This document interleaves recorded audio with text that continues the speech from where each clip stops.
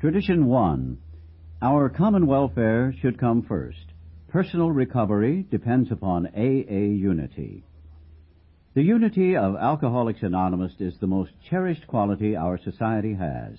Our lives, the lives of all to come, depend squarely upon it.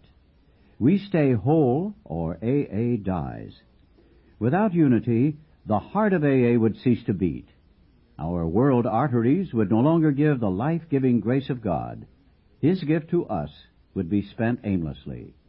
Back again in their caves, alcoholics would reproach us and say, "What a great thing AA might have been."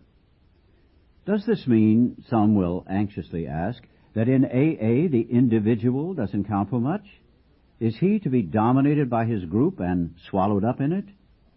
We may certainly answer this question with a loud no.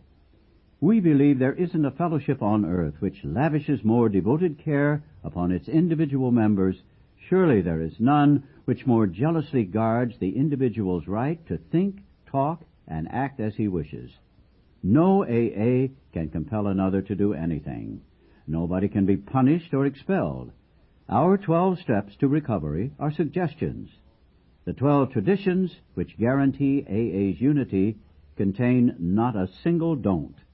They repeatedly say, "We ought," but never, "You must." To many minds, all this liberty for the individual spells sheer anarchy. Every newcomer, every friend who looks at AA for the first time is greatly puzzled. They see liberty verging on license, yet they recognize at once that AA has an irresistible strength of purpose and action. How, they ask, can such a crowd of anarchists function at all?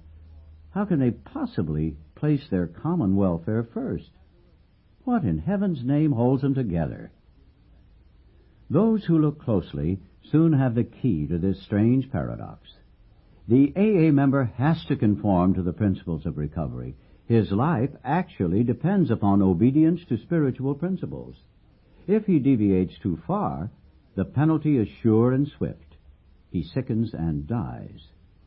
At first he goes along because he must, but later he discovers a way of life he really wants to live. Moreover, he finds he cannot keep this priceless gift unless he gives it away. Neither he nor anybody else can survive unless he carries the AA message. The moment this 12-step work forms a group, another discovery is made, that most individuals cannot recover unless there is a group. Realization dawns that he is but a small part of a great whole, that no personal sacrifice is too great for preservation of the fellowship. He learns that the clamor of desires and ambitions within him must be silenced whenever these could damage the group. It becomes plain that the group must survive or the individual will not. So, at the outset, how best to live and work together as groups became the prime question. In the world about us, we saw personalities destroying whole peoples. The struggle for wealth, power, and prestige was tearing humanity apart as never before. If strong people were stalemated in the search for peace and harmony, what was to become of our erratic band of alcoholics? As we had once struggled and prayed for individual recovery, just so earnestly did we commence to quest for the principles through which AA itself might survive. On anvils of experience, the structure of our society was hammered out.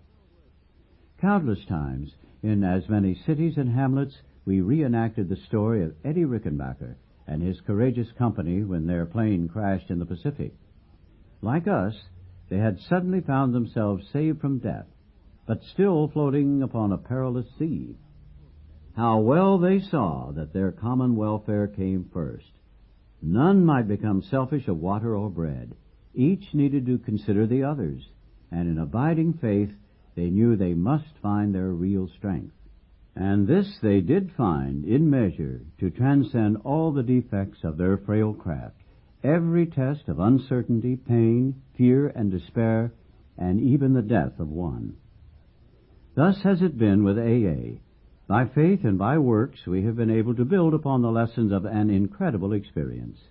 They live today in the 12 traditions of Alcoholics Anonymous, which, God willing, shall sustain us in unity for so long as he may need us.